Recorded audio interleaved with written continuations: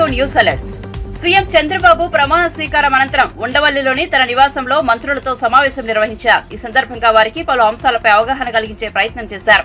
పరిపాలనలో తీసుకోవాల్సిన జాగ్రత్తలపై దిశానిర్దేశం చేశారు. తాను గతంలో ముఖ్యమంత్రిగా ఉన్నప్పటి పరిస్థితులకు ఇప్పటి పరిస్థితులకు తేడాలు వివరించారు. ఓఎస్డీలు, పీఏలు, పీఎస్ల విషయంలో అప్రమత్తంగా ఉండాలని చంద్రబాబు స్పష్టం చేశారు.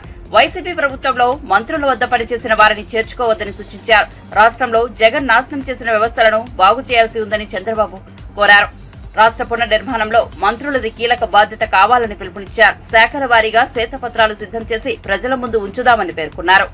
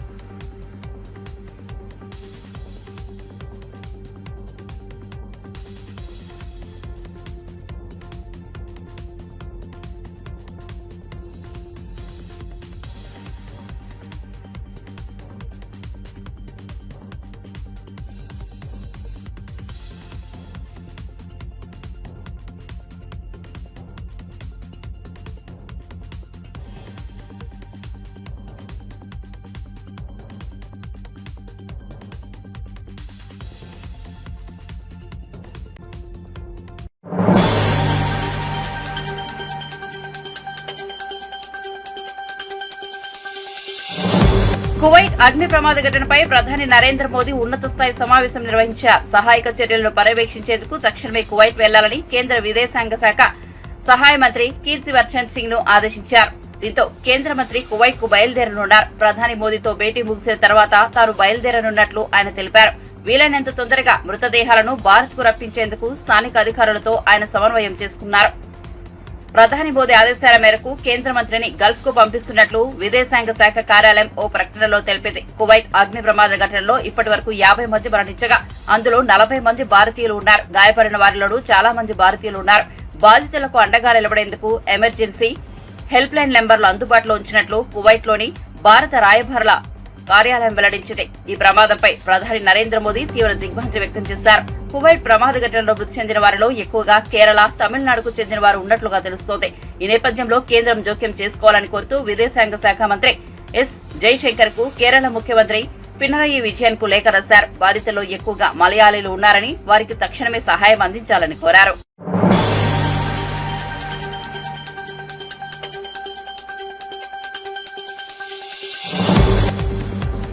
ఏపీ ముఖ్యమంత్రిగా నారా చంద్రబాబు నాయుడు 4వ ప్రమాణ స్వీకారం చేయడంపై ఆయన సోదరుడి కుమారుడు టాలీవుడ్ కథానాయకుడు నారా రోహిత్ స్పందించారు. పెద్దనాన్న అంటూ లేఖ రాసి సోషల్ మీడియాలో పంచుకున్నారు. ఆల్ ది వెరీ బెస్ట్ పెద్దనాన్న అంటూ విషెస్ తెలిపారు. పెద్దనాన్న గత 4.5 దశాబ్దాలుగా వీరు రాజకీయాల్లో ఉన్నారు. ఎన్నో ఒడిదుడుకులను చూశారు, తట్టుకున్నారు. ఆత్మవిశ్వాసంతో నిలబడ్డారు. కానీ గత 5 ఏళ్ల కాలంలో ఎంతో వేదన అనుభవించారు. అయినప్పటికీ పార్టీని, కార్యకర్తలను కంటికి రెప్పలా కాపాడుకున్నారు. మీకు కష్టం వచ్చినప్పుడు వాళ్ళందరూ కులమత ప్రాంతాలకు అతీతంగా మీకోసం నిలబడ్డారు. అప్పుడు తెలిసింది గత 40 ఏళ్ల మీ కష్టానికి మీరు పొందింది ప్రజల గుండెల్లో కదిలించలేని స్థానమని. చరిత్రలో ఎవరూ మళ్లీ తిరగరాద్దాం అని సాహసం చేయలేని విధంగా ఈ ఎన్నికల్లో విజయాన్ని అందుకున్నారు. ఈ విజయం ఎన్డీఏ కూటమిది మాత్రమే కాదు, ఆంధ్ర ప్రజలది, తెలుగువారిది, మనందరిది. 4వ ముఖ్యమంత్రిగా ప్రమాణ స్వీకారం చేసిన మీకు తెలుగుదేశం పార్టీ కార్యకర్తలు అందరి తరపున హృదయపూర్వక శుభాకాంక్షలంటూ నారా రోహిత్ తన లేఖలో పేర్కొన్నారు.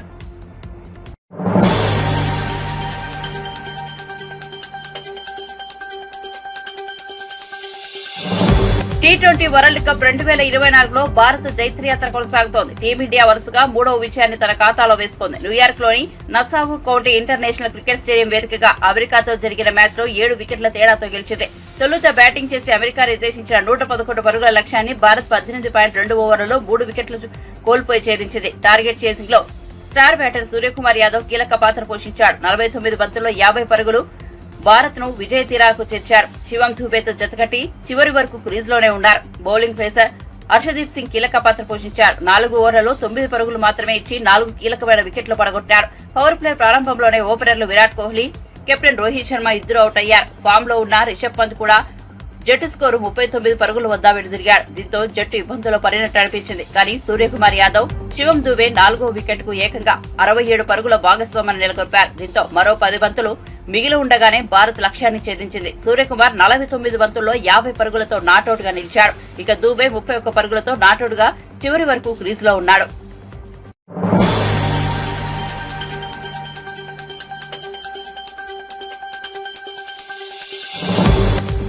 ఆర్టీసీ బస్సు ఛార్జీలు పెరుగుతాయని జరుగుతున్న ప్రచారంలో వాస్తవం లేదని టీజీఎస్ఆర్టీసీ బుధవారం స్పష్టం చేసింది. హైవేలకు టోల్ ఛార్జీలను ఇటీవల కేంద్ర ప్రభుత్వం పెంచుతూ నిర్ణయం తీసుకుంది. ఈ పెంచిన టోల్ ఛార్జీల మేరకు టికెట్లోని టోల్ సెస్ ను సవరించామని పేర్కొంది. దీంతో సాధారణ ఛార్జీలు యథాతథంగా ఉన్నట్లు పేర్కొంది. సవరించిన టోల్ సెస్ ఈ నెల 3వ తేదీ నుంచి అమల్లోకి వచ్చినట్లు తెలిపింది. సాధారణ రూట్లలో టికెట్ ఛార్జీలో ఎలాంటి మార్పు లేదని స్పష్టం చేసింది. కానీ వాస్తవాలు తెలుసుకోకుండా టీజీఎస్ఆర్టీసీ సాధారణ బస్సు ఛార్జీలను పెంచిందంటూ సోషల్ మీడియాలో అవాస్తవాలు ప్రచారం చేయడం సరికాదని పేర్కొంది. సంస్థ ప్రతిష్టకు భంగం కలిగేలా తప్పుడు ప్రచారం చేస్తే చట్టపరమైన చర్యలు తీసుకుంటామని హెచ్చరించింది.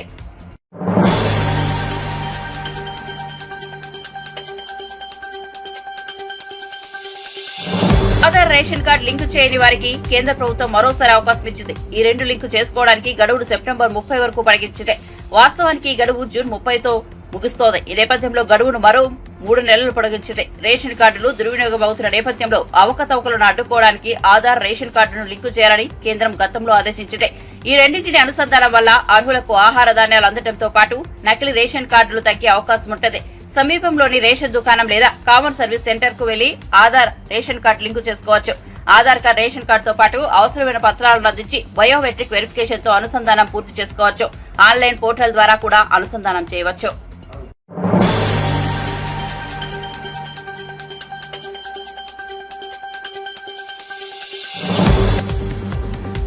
ఏపీ మంత్రిగా జనసేనాని పవన్ కళ్యాణ్ ప్రమాణ స్వీకారం చేయడంపై కేంద్ర సహాయ మంత్రి బండి సంజయ్ స్పందించారు. ఏపీ మంత్రిగా తొలిసారి ప్రమాణం స్వీకారం చేసిన పవన్ కళ్యాణ్ కు హార్దిక శుభాకాంక్షలు తెలియజేస్తున్నట్టు ట్వీట్ చేశారు. మీ పట్టుదల, సంకల్పమే మీకు ఈ విజయాన్ని అందించాయి. మీరు ఇలాగే ఎదగాలని, విజయవంతం కావాలని ఆకాంక్షిస్తున్నారు. కేంద్రంలో ప్రధాని మోదీ నాయకత్వంలో, రాష్ట్రంలో చంద్రబాబు సారథ్యంలో ఏపీ భవిష్యత్తు ఉజ్వలంగా ఉండనుంది. ఎన్డీఏ ప్రభుత్వ హయాంలో ఏపీ ప్రగతికి ఎలాంటి డోకా లేదంటూ బండి సంజయ్ పేర్కొన్నారు.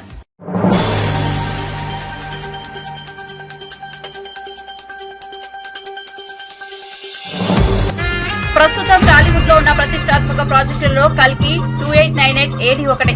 నాగశ్విన్ దర్శకత్వంలో రెబల్ స్టార్ ప్రభాస్ హీరోగా ఇది రూపొందుతోంది. సాంకేతికంగా ఉన్నత విలువలతో దర్శకుడు అద్భుతంగా ఈ మూవీని రూపొందిస్తున్నారు. మేకర్స్ సినిమా కోసం ప్రత్యేకంగా ఒక వాహనాన్ని రూపొందించారు. దానికి బుజ్జి అని పేరు పెట్టారు. ప్రస్తుతం ఈ వాహనం సినిమా ప్రమోషన్లలో సందడి చేస్తోంది. తాజాగా ప్రముఖ వ్యాపారవేత్త మహీంద్రా గ్రూప్ చైర్మన్ ఆనంద్ మహీంద్రా బుజ్జిని డ్రైవ్ చేశారు. దీనికి సంబంధించిన వీడియో క్లిప్స్ తో మేకర్ సోషల్ మీడియాలో పంచుకున్నారు. కాగా చెన్నైలోని మహీంద్రా రీసెర్చ్ వ్యాలీకి చెందిన తన బృందం భవిష్యత్తులో రోబో వాహనాన్ని రూపొందించాలనే లక్ష్యంతో చిత్ర యూనిట్ కి ప్రత్యేకంగా ఒక వాహనాన్ని రూపొందించడంలో సహాయపడుతుందని ఆనంద్ మహీంద్రా వెల్లడించారు.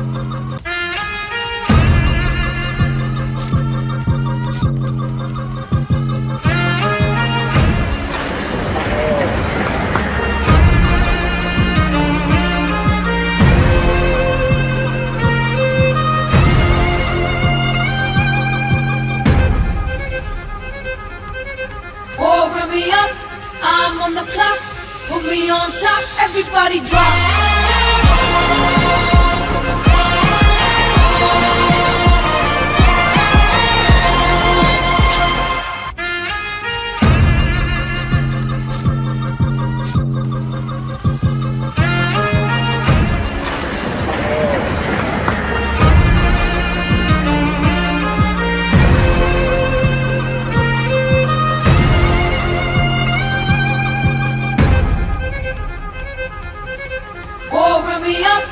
I'm on the clock, put me on top, everybody drop.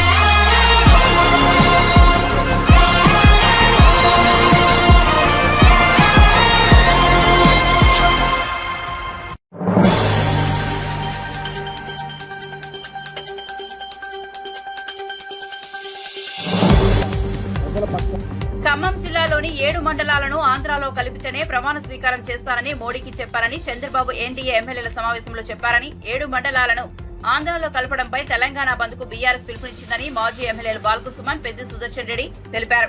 ఇవాళ మీడియాతో మాట్లాడుతూ పార్లమెంటులో బీఆర్ఎస్ ఎంపీలుగా మేము కొట్లాడామని, లోయర్ సీలేర్ పవర్ ప్రాజెక్టు ఆంధ్రాకు వెళ్లిందన్నారు.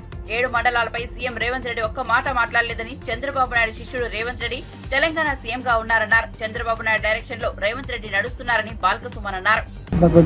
కరెంట్ ఇవ్వడం కానీ, నీళ్లు ఇవ్వడం కానీ, విత్తనాలు ఎరువులు ఇవ్వడం కానీ, రైతు భరోసా మీరు ఇస్తా అన్న రైతు భరోసా కానీ ఇమ్మీడియట్ గా ఈ పనులన్నిటి కూడా సీజన్ స్టార్ట్ అయింది కాబట్టి వాటిని పూర్తి చేయాలని చెప్పి నేను ఈ సందర్భంగా ముఖ్యమంత్రిని కోరుతా ఉన్నా. ఇది మాత్రమే కాదు, వాళ్ళు ఇంత మంచిగా కడుపు నిండా కరెంట్ ఇచ్చిన కేసీఆర్ గారి ప్రభుత్వం మీదనేమో కమిషన్లు ఇస్తున్నది ఈ ప్రభుత్వం. వాళ్ళేమో అన్నిట్లలో కమిషన్లు తీసుకుంటున్నారు. కాంగ్రెస్ అంటేనే కమిషన్ల ప్రభుత్వం అయిపోయింది. ప్రతిపక్ష పార్టీల మీద, గత ప్రభుత్వాల మీద కమిషన్ వేసుడు, వీళ్ళు మంచిగా ఇసుకల, మద్యంలా, భూములల్లా, చివరికి ధాన్యంలా అన్నిట్లలో కమిషన్లు తీసుకుంది. కాంగ్రెస్ అంటేనే కమిషన్ల ప్రభుత్వం అని ఇవాళ వాళ్ళు రుజువు చేసుకుంటారు.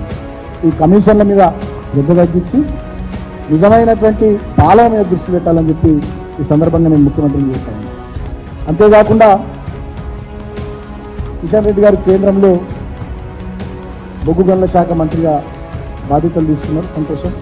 కిషన్ రెడ్డి గారిని కూడా నేను సింగరేణి ప్రాంతం నుంచి ప్రాతినిధ్యం వహిస్తున్నటువంటి వ్యక్తిగా, అక్కడి నుంచి గతంలో ఎంపీగా, ఎమ్మెల్యేగా ఉన్నాను, ఆ ప్రాంతం నుంచి నాయకులు ఉన్నాను కాబట్టి కిషన్ రెడ్డి గారిని కూడా కోరుతా ఉన్నా.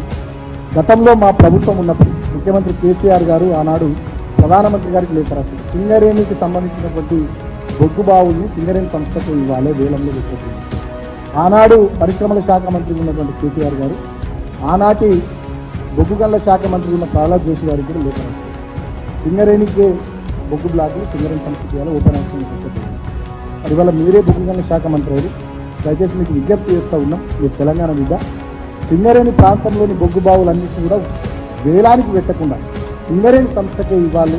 ఆ దిశగా మీరు చొరవ తీసుకోవాలి, ఖచ్చితంగా ఇప్పించే బాధ్యతను కూడా మీరు తీసుకోవాలి అని చెప్పి సందర్భంగా నేను కిషన్ రెడ్డిని కూడా కోరుతాను. అదేవిధంగా తెలంగాణ రాష్ట్రం ఏర్పడిన తర్వాత 2014లో మొట్టమొదటి అసెంబ్లీ సమావేశంలో ఆనాడు మా ప్రభుత్వం ఏకగ్రీవ తీర్మానం చేసింది, సింగరేణి కార్మికులకు ఆదాయపు పన్ను నుంచి మినహాయించాలి. కాబట్టి ఇవాళ మీరే బొగ్గు గనుల శాఖ మంత్రి ఉన్నారు, సో మీరే చొరవ తీసుకొని ఆ తీర్మానం ఆల్రెడీ కేంద్ర ప్రభుత్వం వద్ద ఉంది. గతంలో నేను పార్లమెంట్ సభ్యుడిగా పెద్దపల్లి నుండి రిప్రజెంట్ చేసినప్పుడు మా పార్టీ తరఫున నేనే మాట్లాడిన అంశం మీద పార్లమెంట్లో, లోక్సభలో కాబట్టి ఇప్పుడు ప్రభుత్వం దగ్గర ఉంది కాబట్టి సింగరేణి కార్మికులకు ఆదాయ పన్ను నుంచి మినహాయించి ఇచ్చేటటువంటి ఆ నిర్ణయం కూడా కేంద్ర ప్రభుత్వం తొందరగా తీసుకునేటట్టుగా మరి కిషన్ రెడ్డి గారు చొరవ తీసుకోవాలని చెప్పి ఈ సందర్భంగా నేను కోరుతూ, భారతీయ జనతా పార్టీ అయిన కేంద్రంలో, రాష్ట్రంలో కాంగ్రెస్ పార్టీ, ఈ రెండు ప్రభుత్వాలు తెలంగాణ రాష్ట్ర ప్రజల ప్రయోజనాల కోసం, తెలంగాణ రాష్ట్ర ప్రజల కోసం పనిచేయాలి తప్ప తెలంగాణ ప్రయోజనాలకు వ్యతిరేకంగా మీరు పనిచేసినట్లయితే డెఫినెట్గా తెలంగాణ సమాజం కానీ, తెలంగాణ సమాజం నుండి పుట్టినటువంటి మా బీఆర్ఎస్ పార్టీ ప్రజల గొంతుగా చేస్తూ ఉంటే కొట్లాడు. ఆనాడు మీరు భారతీయ జనతా పార్టీ మొన్న పార్లమెంట్ ఎన్నికలు మీకు చాలా విషయాలు చెప్పింది. బయ్యారంలో ఉక్కు కర్మాగారం పెట్టిస్తామన్నారు, మీరు పెట్టియాలి. కేంద్రంలో మీకు ప్రభుత్వం వచ్చింది కదా. రద్దు చేయబడ్డటువంటి ఐటీఐఆర్ తిరిగి తీసుకొస్తామన్నారు, మీరు తేవాలి. ఎందుకంటే ఇక్కడ 3 చోట్ల మీరే గెలిచింది, సికింద్రాబాద్, మల్కాజ్గిరి, అదేవిధంగా Chevella. ITIR information technology investment region గతంలో యూపీఏ ప్రభుత్వం ఇచ్చిందని మీరు ఏదైతే రద్దు చేశారో దాన్ని తిరిగి మళ్ళీ మీరు తీసుకురావాలి. కాజీపేటలో రైల్వే కోచ్ ఫ్యాక్టరీ పెట్టాలి. అదేవిధంగా ప్రతి జిల్లాకు నవోదయ విద్యాలయ, కేంద్రీయ విద్యాలయాలు ఇప్పియాలి. విభజన చట్టంలో ఆనాడు ఏవైతే తెలంగాణకు రావాల్సిన న్యాయంగా హక్కుగా ఉండనో వాటన్నిటిని నెరవేర్చేటట్టుగా ఇక్కడ నుంచి మీరు 8 మంది ఎంపీలు గెలిచారు భారతీయ జనతా పార్టీ నుంచి, దాంట్లో 2 కేంద్ర మంత్రులైంది. మీరు ఇమీడియట్గా వాటి మీద దృష్టి పెట్టాల్సిందిగా నేను కోరుతా ఉన్నా. కాంగ్రెస్ పార్టీ నుంచి కూడా 8 మంది ఎంపీలు గెలిచారు. మరి ఈ జూన్ 24 నుంచి పార్లమెంట్ సమావేశాలు ప్రారంభం కాబోతున్నాయి అంటున్నారు. మీరు కూడా కేంద్ర ప్రభుత్వం మీద ఒత్తిడి తీసుకురావాలి. గతంలో మీరు 3 ఎంపీలు నుండి ఎన్నడూ కూడా తెలంగాణ గురించి పోయిన పార్లమెంట్ సమావేశాల్లో పోయిన తరం మొత్తం మీరు మాట్లాడారు. మరి ఇప్పుడు 8 మంది ఎంపీలు గెలిచారు మీరు కాంగ్రెస్ పార్టీ నుంచి, మీరు గొంతు ఇప్పాలి. తెలంగాణకు రావాల్సినటువంటి న్యాయమైనటువంటి వాటా కానీ హక్కుల విషయంలో కేంద్ర ప్రభుత్వాన్ని మీరు పార్లమెంట్లో నిలదీసే బాధ్యతను కూడా తెలంగాణ కాంగ్రెస్ ఎంపీలు తీసుకోవాలని చెప్పి, మీరు ఒకవేళ ఆ పనులు చేయకుండా తప్పించుకుంటే మీరు గెలిచిపోయినాం అయిపోయిందిగా అని తెలంగాణ సమస్యలు, తెలంగాణ ప్రయోజనాలు అంటే పట్టింపు లేకుండా తెలంగాణ 8 మంది కాంగ్రెస్ ఎంపీలు కానీ 8 మంది భారతీయ జనతా పార్టీ ఎంపీలు, 2 కేంద్ర మంత్రులు పట్టించుకోకుండా ఉంటే డెఫినెట్గా ప్రజాక్షేత్రంలో మీకు తగిన గుణపాఠం ప్రజలు చెప్తారని చెప్పి సందర్భంగా తెలియజేస్తున్నాను. Thank you.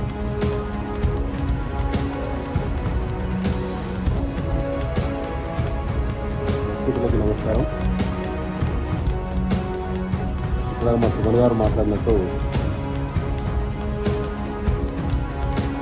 బీఆర్ఎస్ పైన కాంగ్రెస్ ప్రభుత్వం కమిషన్లు వేసి కాంగ్రెస్ పార్టీ మంత్రుల పేషీలో మాత్రం కమిషన్ల కోసం ప్రత్యేకమైనటువంటి అధికారులను నియమించి కమిషన్లు రద్దు చేస్తా ఉన్నారు. బీఆర్ఎస్ పార్టీ ఆరోపణ చేసింది నెల రోజులు అవుతున్నది తెలంగాణ సివిల్ సప్లైస్ డిపార్ట్మెంట్లో జరిగిన కుంభకోణం గురించి. ఇప్పటివరకు ముఖ్యమంత్రి రేవంత్ రెడ్డి గారు 1-2 సార్లు లీకులు ఇచ్చారు, వార్తలు సమీక్ష చేస్తామని చెప్పి. చర్యలు జరుగుతాయేమో అన్ని ఆధారాలు పత్రికా సోదరుల ద్వారా తెలంగాణ సమాజం ముందు పెట్టింది బీఆర్ఎస్ పార్టీ. మా వర్కింగ్ ప్రెసిడెంట్ కేటీఆర్ గారు అన్ని రకాల ఆధారాలతోటి press conference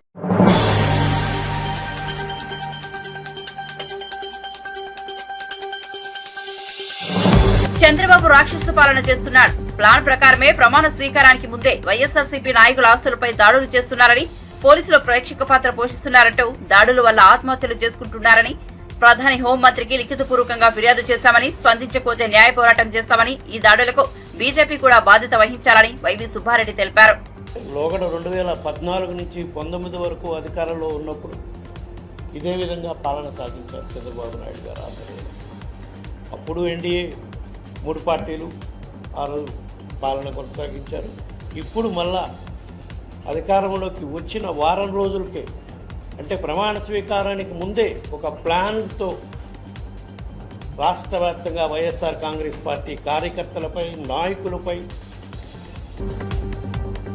YSR Congress party నాయకుల ఆస్తులపై దాడులు చేయటం దారుణంగా పరిస్థితులు ఉన్నాయి.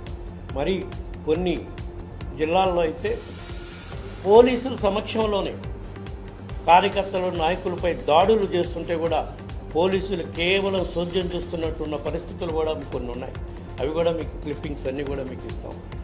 అన్ని జిల్లాల్లో ఎక్కడెక్కడైతే వాళ్ళు గూండాయిజం చలాయిస్తున్నారో ఆ జిల్లాలన్నింటిలో, మరీ ముఖ్యంగా గుంటూరు జిల్లాలో, నరసరావుపేట జిల్లాలో, గుంటూరు జిల్లాలో, పశ్చిమ గోదావరి జిల్లా, ఏలూరులో వాళ్ళ దాడులు తట్టుకోలేక సుమారుగా దాదాపు 2-3 వైఎస్ఆర్ పార్టీ కాంగ్రెస్ కార్యకర్తలు చనిపోవడం జరిగింది. దాడులు తట్టుకోలేక సూసైడ్ చేసుకోవడం కానివ్వండి, వాళ్ళ దాడుల వల్ల కానివ్వండి. ఏది పోలింగ్ అయిపోయిన రోజు నుంచి ఈ 7 రోజుల్లోనే ఎక్కడా కూడా పోలీస్ స్టేషన్లో పోతే కేసులు బుక్ చేసే పరిస్థితి కూడా లేదు. అంటే ఒక కుట్రపూరితంగా రాష్ట్ర ప్రభుత్వం ప్రమాణ స్వీకారం చేసే లోపే ఈ చర్య జరిగితే ప్రభుత్వం బాధ్యత వహించదు.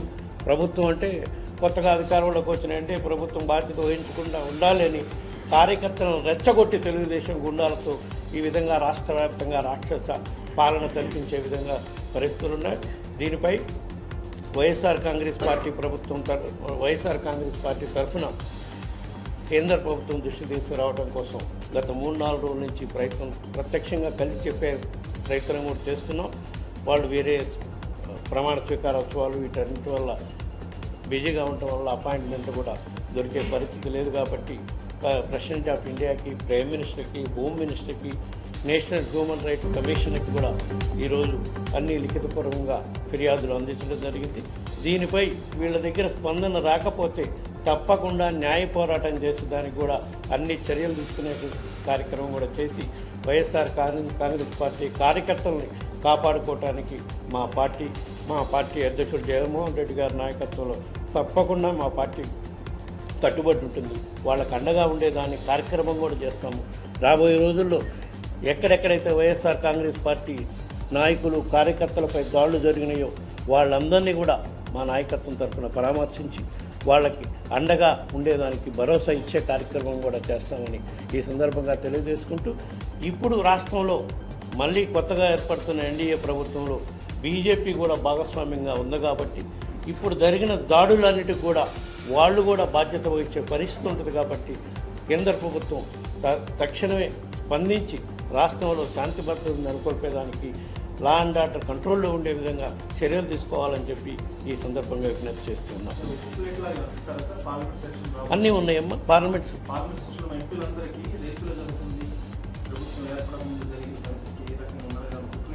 ఇప్పటి వరకు జరిగిన సంఘటనలపై ఆల్రెడీ మేము కంప్లైంట్ రూపాన అందరికీ పంపిస్తున్నాం. మీకు కూడా మీడియా సోదరులకు కూడా ఇచ్చే కార్యక్రమం జరుగుతుంది. అవి కూడా అందిస్తాం. మళ్ళా రేపు పార్లమెంట్ సెక్షన్ ప్రారంభం అయినాక తప్పకుండా 2 సభల్లో కూడా, ఉభయ సభల్లో కూడా వైఎస్ఆర్ కాంగ్రెస్ పార్టీ కార్యకర్తలపై, నాయకులపై జరుగుతున్న దాడులపై పోలీసులు ఎక్కడా కూడా చర్యలు తీసుకొని ఉన్న పరిస్థితులు కూడా కేంద్ర ప్రభుత్వం దృష్టికి తీసుకొచ్చే కార్యక్రమం తప్పకుండా చేస్తాం. మరీ ఘోరంగా నాయకులు, కార్యకర్తలే కాకుండా ప్రభుత్వ ఆస్తుల్ని మరి విశ్వవిద్యాలయాలలో ఉన్న విగ్రహాలని అన్నీ తొలగించే కార్యక్రమం చేస్తున్నారు. ఆస్తులను ధ్వంసం చేసే అధికారం వీళ్ళకి ఎవరిచ్చారు? ప్రభుత్వ ఆస్తులు, ప్రభుత్వ సచివాలయాలని, విశ్వవిద్యాలయాలని విధ్వంసం చేసే కార్యక్రమం కూడా చేస్తున్నారు. అయినా సరే ప్రభుత్వ ఆస్తులను ధ్వంసం చేస్తున్నా సరే పోలీసు వాళ్ళు సోద్యమే చేస్తున్నారు. కానీ ఎక్కడ కేసులు బుక్ చేసిన దాఖలాలు కూడా లేవని చెప్పి ఈ సందర్భంగా తెలియజేసుకుంటాం. ఈ సందర్భంగా మళ్ళీ కూడా మేము కేంద్ర ప్రభుత్వానికి ఏం చేస్తున్నాం, తక్షణమే ఆంధ్రప్రదేశ్ రాష్ట్రంలో జరుగుతున్న హింసాకాండపై చర్యలు తీసుకునే కార్యక్రమం చేయాలి అని చెప్పి ఈ సందర్భంగా కేంద్ర ప్రభుత్వాన్ని కూడా విజ్ఞప్తి చేస్తున్నాము.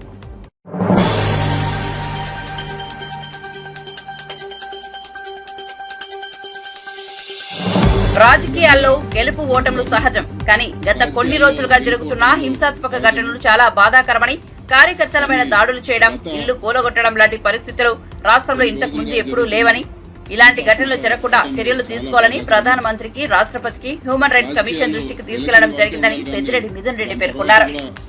అందరికీ కూడా నమస్కారము. రాజకీయాల్లో గెలుపోటములు సహజము.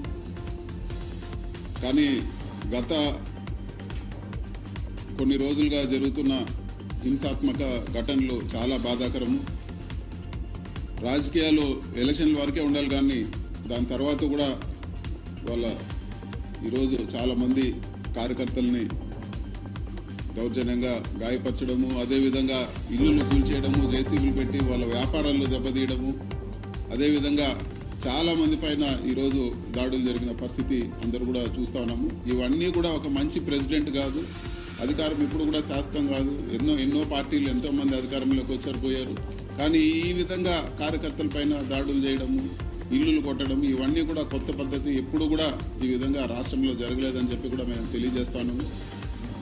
ప్రజలు మ్యాండేట్ ఇచ్చారు మీకు. మీరు ఏవైతే ప్రామిస్ చేస్తారో, మీరు ఏవైతే మంచి పనులు చేస్తారో అవన్నీ కూడా చేయండి. ఒక విషయం గుర్తుపెట్టుకోండి, 40% పబ్లిక్ ఈరోజు ఓటమి చెందినా కూడా వైఎస్ఆర్సీపీకి ఓటేశారు. కేవలం ఆ 60% ఏదైతే మీకు 57 56 ఏదో వచ్చిందో వాళ్ళకే ప్రభుత్వం కాదు, మొత్తం ఆంధ్ర రాష్ట్ర ప్రజలందరూ కూడా ప్రభుత్వం బాధ్యత తీసుకోవాలని చెప్పి కూడా నేను కోరుతా ఉన్నాను. ఇలాంటి ఘటనల అన్నింటి కూడా ఇమ్మీడియట్గా లా అండ్ ఆర్డర్ అన్నీ కూడా చక్కదిద్ది ఇలాంటి ఘటనలు జరగకుండా తగిన చర్యలు తీసుకోవాలని చెప్పి కూడా మేము కోరుతాను. అదేవిధంగా ఈరోజు పార్లమెంటరీ పార్టీ మీటింగ్ పెట్టుకొని ఇవన్నీ కూడా అందరికీ, పెద్దలందరికీ కూడా, ప్రెసిడెంట్ గారికి, ప్రధానమంత్రి గారికి, హ్యూమన్ రైట్స్కి, వాళ్ళందరూ కూడా ఈ ఇష్యూస్ ఏవైతే ఈ ఘటనలు జరిగినాయో ఇవన్నీ కూడా వాళ్ళ దృష్టికి తీసుకుపోతామని చెప్పి కూడా నేను తెలియజేస్తాను.